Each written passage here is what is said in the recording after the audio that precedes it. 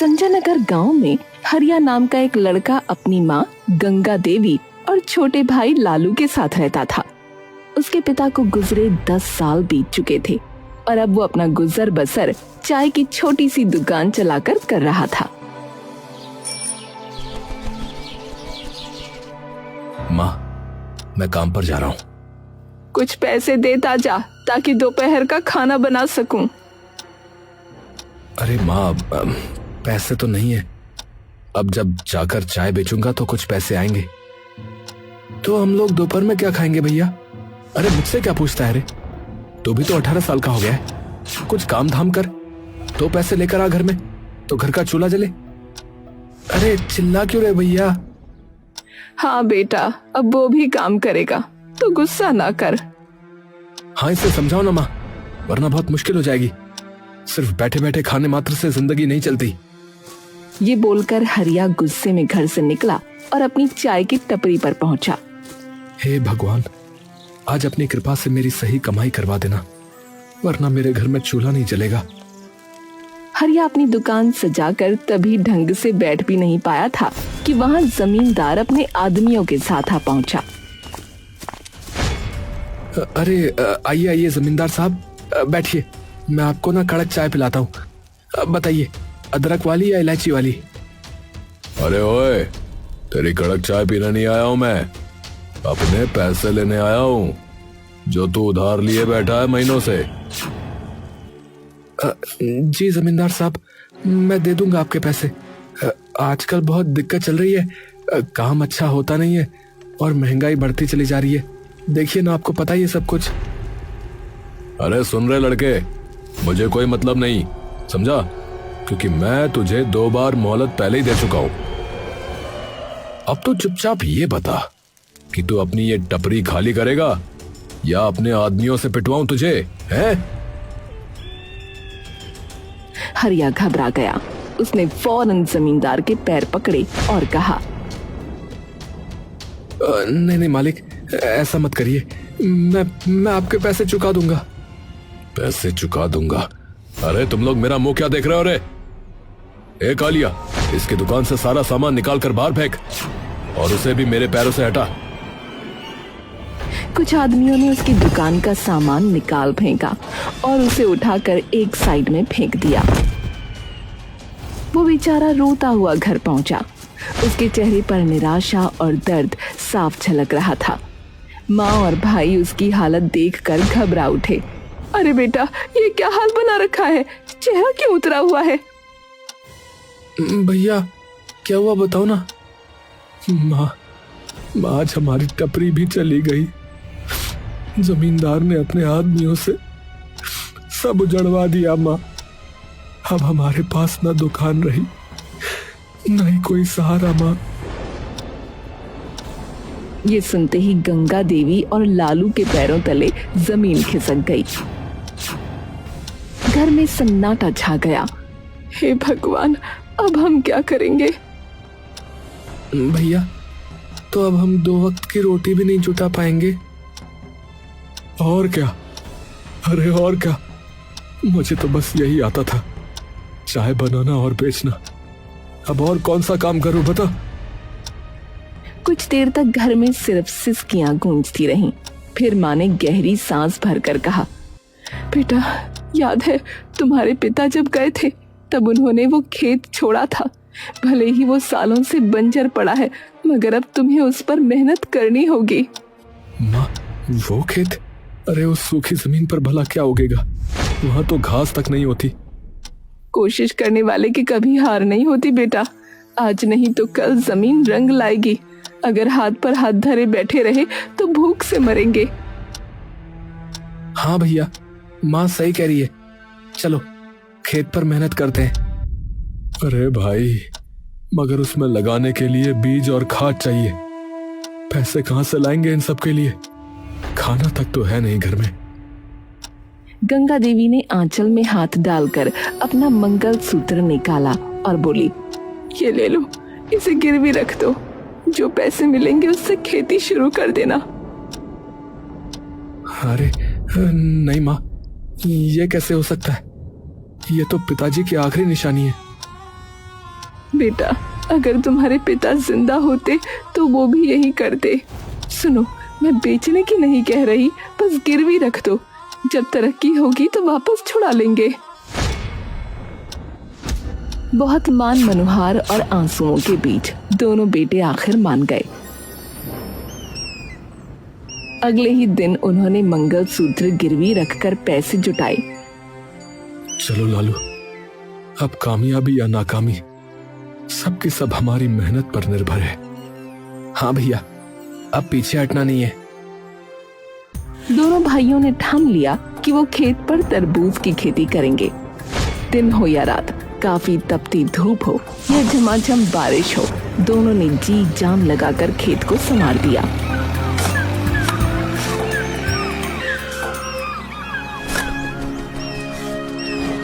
हाँ, देख लालू, मिट्टी की खुशबू बदल रही है। लगता है हमारी मेहनत रंग लाएगी रे। हाँ भैया, जमीन भी हमारी लगन को पहचान गई है लगता है।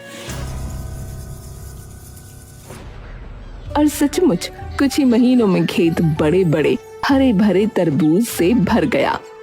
अब समय आ गया जब उन्हें अपनी उपज मंडी ले जानी थी। दोनों भाई बैलगाड़ी में तरबूज भरकर मंडी पहुंचे।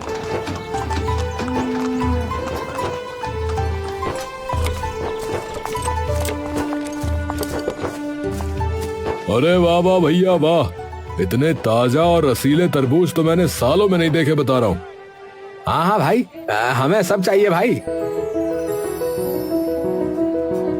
तरबूज हाथों हाथ बिक गए। जब हरिया और लालू ने गिनती की तो उनके हाथों में मोटी रकम थी। भैया देखो देखो, आज कितना पैसा हुआ है। अब तो हम माँ का मंगलसूत्र तुरंत छुड़ा कर ले आएंगे। हाँ लालू, अब हमारी मेहनत का फल हमें मिल गया। चलो माँ की आंखों की चमक वापस लौटाते हैं अब। हरिया और लालू हाथ में मेहनत की कमाई थामे चेहरे पर उम्मीद की चमक लिए मंडी से निकले। दिल में बस एक ही बात थी कि आज माँ का मंगलसूत्र छुड़ाना है। पर तभी पीछे से गड़गड़ाहट जैसी आवाज आई। भीड़ चीखती चिल्लाती उनकी तरफ भागी। भैया, ये सब हमारे पीछे क्यों दौड़ रहे हैं? पता नहीं भाई, चलो जल्दी जल्दी आगे बढ़ो। भीड़ ने उन्हें घेर लिया। दुकानदार चंपक सबके आगे आया। अरे ओ हरिया, ठहर जा, हमें उल्लू समझ रखा है क्या है? अरे क्या हुआ भाई, पैसे भी दिए, तरबूज भी दिए, अब और क्या बाकी है? अब क्या बाकी है? बाकी ये है कि तुम्हारे तरबूज बाहर से हरे हरे हैं मगर अंदर से बिल्कुल सफेद, ना मिठास ना ही रस। हमारे ग्राहक थूक थूक कर हमें गालियां दे रहे हैं भैया। क्या ये कैसे हो सकता है? हमने तो मेहनत से खेत संवारा था। ए भैया, सब देख लो तुम अपनी आंखों से। सब लोग कह रहे हैं कि तुम्हारा माल बेकार है भैया। अब एक काम करो, हमारे पैसे वापस करो, वरना यहाँ से जिंदा नहीं जाओगे, बता रहे हैं। भीड़ का गुस्सा आसमान छूने लगा। डंडे उठने लगे, आंखों में खून उतर आया। भाई लोग, हमें एक मौका दो, जरूर कोई गड़बड़ हो गई होगी। हाँ, हमारे पास बस यही पैसा है, इसे ले लो, मगर हमें मारो मत। डरे सहमे दोनों भाइयों ने रकम लौटा दी। दुकानदार तरबूज वापस ठेलों पर पटक गए और गालियां देते हुए चले गए। हरिया और लालू धीरे धीरे घर लौटे। अरे बेटा, ऐसे मुंह लटका कर क्यों आ गए हो? मंगलसूत्र कहाँ है? माँ, सब खत्म हो गया माँ। वो तरबूज अंदर से सफेद निकले। सबने हमें धोखेबाज कहा माँ। पैसे फिर वापस करने पड़े। माँ, हमने महीनों की मेहनत की थी, सब राख हो गया। अब तो जीने की भी इच्छा नहीं बची। देखा माँ, देखा, मैंने पहले ही कहा था, वो खेत बंजर है, उस पर कुछ नहीं उगेगा माँ। नहीं बेटा, अगर जमीन सचमुच बंजर होती तो उस पर तरबूज की बेलें लहलहाती क्यों? कुछ तो चूक हुई है, हार मानने से जिंदगी नहीं चलती। मगर माँ, अब किस में ताकत बची है बताओ? ना पैसा है ना ही हिम्मत है, फिर से कैसे शुरू करेंगे? इस बार तरबूज नहीं, खजूर की खेती करो। समय ज्यादा लगेगा, मगर मुझे यकीन है इस बार किस्मत बदल जाएगी। खजूर? मगर माँ, बात वही है, पैसे कहाँ से आएंगे? इस बार मेरा आंगन ही गिरवी रख दो, ये झोपड़ी ही दे दो। माँ, घर अगर ये भी चला गया तो हम रहेंगे कहाँ माँ? माँ तुम पागल तो नहीं हो गई हो? क्या बोले जा रही हो? पागल नहीं हूँ, बस समझती हूँ कि जिंदा रहने के लिए छत से पहले पेट जरूरी है। अगर भगवान ने चाहा तो ये घर भी लौट आएगा। दोनों भाई माँ की बात सुनकर पत्थर हो गए, मगर हालात ऐसे थे कि इनकार की गुंजाइश ही नहीं थी। अगले दिन वो जमींदार के पास पहुंचे। मालिक साहब, हमारी झोपड़ी गिरवी रख लो, पर कुछ पैसे दे दो।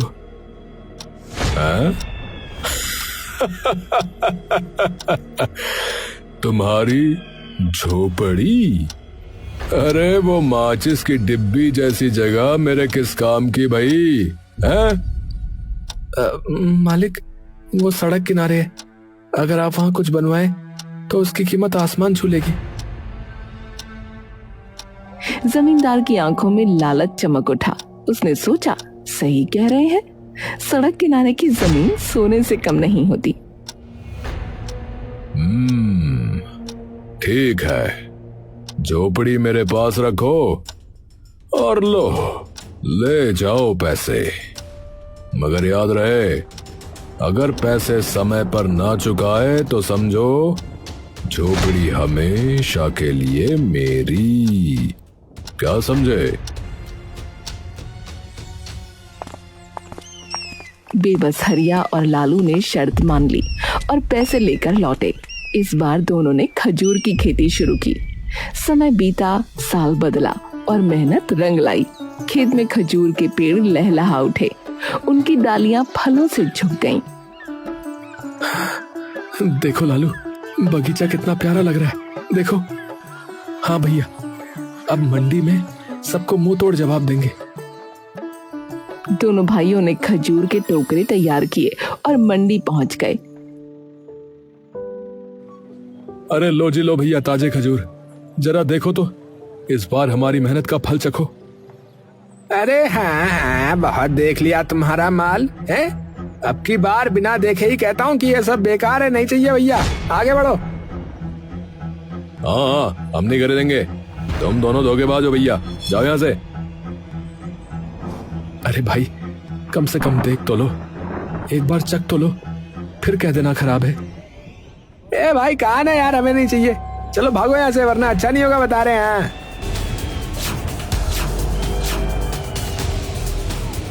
भीड़ फिर से शोर मचाने लगी। दुकानदारों ने बिना देखे ही खजूर ठुकरा दिए। अपमान से झुके सर और टूटे दिल लिए हरिया और लालू मंडी से वापस लौटे। भैया, लगता है किस्मत ही हमसे रूठ गई है। हाँ लालू, मेरी तो समझ में ही नहीं आ रहा है कि अब क्या करेंगे। हरिया और लालू मंडी से अपमानित होकर लौटे। चेहरों पर निराशा की कालिख थी। घर पहुंचकर उन्होंने माँ को सारी आपबीती सुनाई। क्या, बिना देखे ही लौटा दिया? अरे भगवान, ये कैसा अन्याय है मेरे बच्चों पर। हाँ माँ, अब तो लगता है कि इस धरती पर हमारे लिए जगह ही नहीं बची। तीनों कुछ देर तक खामोश बैठे रहे। सन्नाटा इतना गहरा कि मानो वक्त भी ठहर गया हो।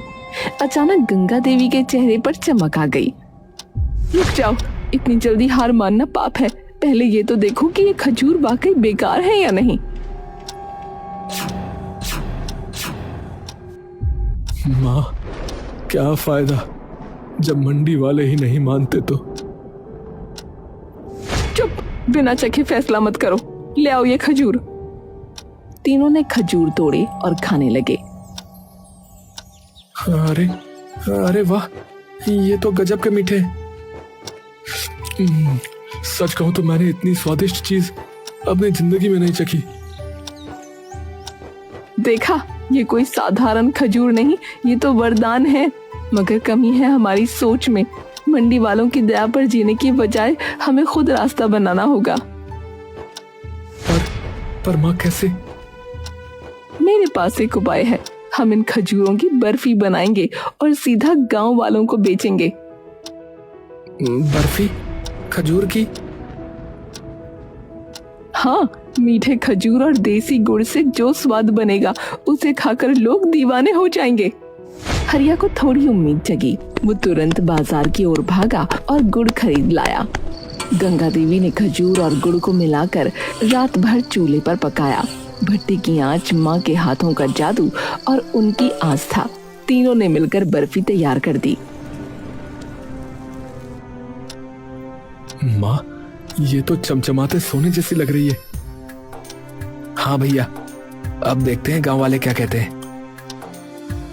अगले दिन दोनों भाई टोकरियों में बर्फी भरकर गांव की गलियों में निकल पड़े। अरे आओ आओ भैया, अरे खजूर की बर्फी, मीठी, नरम और एकदम देसी भैया। अरे बाबूजी आओ, अरे माताजी, अरे भैया, आओ भैया आओ। लो जी लो, खाओ और बताओ कैसी है ये खास बर्फी। लो भैया, दादा आओ देखो चखो। गांव वालों को तो पहले ही शक था, मगर जैसे ही बर्फी मुंह में गई सबके चेहरे खिल उठे। क्या क्या खिला रहे हो? क्या है ये? बर्फी? खजूर की बर्फी? चलो, चखा रहे हो तो खा ही लेते हैं भैया। चखने में कौन सा पैसा लग रहा है?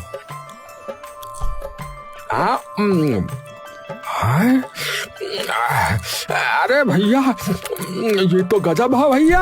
अरे भैया, गजब हो गया, ये गजब है। अरे भाई, और मिठाई तो छोड़ो, ये तो बिल्कुल दवा की तरह ताकत दे रही है। मेरे तो हाथ पैर में दर्द था, लेकिन अब मुझे काफी अच्छा महसूस हो रहा है भैया ये खाकर। एक काम करो भैया, मेरे लिए आधा किलो तोल दो। हाँ, और मेरे लिए 1 किलो भाई। भैया, मुझे भी 1 किलो कर देना। मुझे तो बच्चों के लिए भी चाहिए।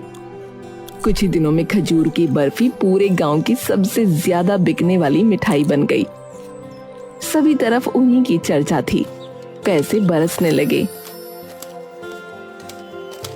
सबसे पहले हरिया ने माँ का मंगलसूत्र छुड़वाया। मंदिर जाकर उसने माँ के हाथों में उसे डालते हुए कहा, माँ, ये सिर्फ कहना नहीं, ये हमारी इज्जत है। आज फिर से आपके गले की शोभा लौटी है। भगवान करे ये कभी दोबारा न छूटे। अब सिर्फ झोपड़ी छुड़वाने का सपना बाकी था। परिवार की आंखों में नई उम्मीद थी, मगर उनकी तरक्की देखकर जमींदार के दिल में आग लग गई। अरे धत तेरे की, ये गरीब अब अमीर बनेंगे? ऐसा नहीं हो सकता, नहीं हो सकता ऐसा। अगर इनके खजूर ऐसे ही बिकते रहे तो कल को तो ये हमारी बराबरी करने पर आ जाएंगे। तो मालिक करना क्या ये बताओ? अरे रात में जाओ रे कमबख्तों, और इसके सारे खजूर चुरा के ले आओ। सुबह सूरज निकले उससे पहले खेत खाली होना चाहिए। जमींदार ने योजना खतरनाक बनाई, मगर किस्मत से उसकी बातें मंडी के दुकानदार चंपक ने सुन ली। अरे भैया, ये तो घोर अन्याय है। मेहनत से उगे खजूर यूं चुराना? नहीं, मैं हरिया को बता दूंगा। हाँ। चंपक ने फौरन जाकर हरिया को सब बता दिया। अरे भैया सुनो, एक अंदर की बात है। जमींदार जो है तुम्हारे खिलाफ साजिश कर रहा भैया। आज रात उसके आदमी तुम्हारे सारे खजूर चुराने वाले हैं। मैंने सुन लिया था भैया, तभी बताने आ गया। क्या हमारे खजूर? धिक्कार है ऐसे जमींदार पर। हमारी मेहनत का फल चुराने की हिम्मत कर रहा है वो। बेटा, अब ये वक्त है हिम्मत दिखाने का। अगर तुम आज डरे तो हमेशा दबे रह जाओगे। नहीं माँ, आज मैं सबक उसे जरूर सिखाऊंगा। हरिया ने एक योजना बनाई और उसने खजूर के पेड़ों पर खुजली वाली जड़ी बूटी लगा दी। फिर जब आधी रात को जमींदार के गुंडे आकर खजूर तोड़ने लगे तो उनके पूरे शरीर में खुजली होने लगी। अरे भाई, मुझे ये खुजली सी हो रही है। अरे अरे अरे, ये हाथों में खुजली हो रही है। अरे भाई, अरे अब तो पैरों में भी होने लगी भाई। अरे यार, ये क्या हो रहा है? अरे मोरी मैया, अरे पूरा शरीर तो फैल गई भैया। अरे अरे भैया, पूरी खुजली खुजली हो रही है। अरे भाई, मुझे तो ऐसा लग रहा है जैसे चींटियों ने बारात निकाल ली हो मेरे शरीर के ऊपर। ए भैया। अबे यार, खजूर बाद में, सुनो, पहले खुजली उजली रोकने का इलाज लाओ भैया। अरे कुछ ही पलों में सब आदमी पेड़ छोड़ कर सड़क पर ऐसे भागे जैसे उनकी कमर में आग लग गई हो। पूरा मंजर देखकर हरिया, लालू और चंपक ठहाकों से लोटपोट हो गए। अरे भाई, मैंने तो बहुत तमाशे देखे, लेकिन इतना शानदार कॉमेडी शो पहली बार देख रहा हूँ भैया। जब सब भाग गए तो हरिया ने चंपक से पूछा, अरे चंपक भाई, एक बात बताओ, आपने हमारी मदद क्यों की? तुमने तो कहा था कि हमारे खजूर बेकार है। अरे अब क्या बताऊं हरिया, जमींदार ने ही हमें भड़काया था भैया। उसने कहा था कि तुम्हारे फल कोई ना खरीदे ताकि वो फिर तुम्हारा घर हड़प ले, इसलिए। तो ये सब उस जमींदार का खेल था, लेकिन अब देखना, मैं अपना घर छुड़वा कर ही दम लूंगा। हाँ। अगले दिन अचानक शहर में एक आदमी आता है और हरिया से कहता है, तुम हरिया हो ना, जो खजूर की बर्फी बेचते हो? जी, आप कौन? देखो भैया, शहर में मेरी कई सारी मिठाई की दुकानें हैं, लेकिन जब से कुछ लोग यहाँ से खजूर की बर्फी खाकर गए हैं तो वो उसी की बात करते रहते हैं, और मेरी दुकानों पर भी उसकी मांग बहुत बढ़ गई है। इसलिए मैं चाहता हूँ कि तुम हमारे लिए खजूर की बर्फी बनाओ भैया, हम तुम्हें अच्छा दाम दे देंगे भाई। अरे ये तो बहुत खुशी की बात है। तो आपको कितनी बर्फी चाहिए होगी? पहली बार में 10 से 20 किलो भी दे दोगे तो चलेगा, लेकिन मुझे ज्यादा चाहिए होगी भैया, क्योंकि मेरी 5 दुकानें हैं। ठीक है भाई साहब, आपको मिल जाएगी। अच्छा ठीक है, फिर ये लो पैसे एडवांस। वो आदमी एडवांस पैसे देकर चला गया। बेटा, इतना बड़ा ऑर्डर, आज मुझे लग रहा है कि मेरी तपस्या सफल हुई। सच में माँ, विश्वास नहीं हो रहा है। कुछ ही महीनों में हरिया और लालू बहुत अमीर हो गए और वो अपना घर छुड़वा लेते हैं। तुमने हमको और सभी गांव वालों को बहुत सताया जमींदार, लेकिन याद रखना, अब हम तुमसे ज्यादा अमीर हैं, और इसीलिए अब कोई समझदारी दिखाने की कोशिश मत करना। हाँ। अरे नहीं भाई, मैं आपसे कभी ऐसा नहीं करूंगा। मैंने तुम्हारी गरीबी का फायदा उठाने की कोशिश की, लेकिन भूल गया था कि किस्मत के आगे किसी की नहीं चलती। मुझे माफ कर दो भाई, मुझे माफ कर दो। हाँ, जाओ, माफ किया। चलो बच्चों। इस घटना के बाद गांव का कोई भी शख्स जमींदार के आगे नहीं दबता था, और इस तरह हरिया और लालू की मेहनत से उनका भाग्य तो बदला और साथ ही जमींदार का दबदबा भी खत्म हो गया।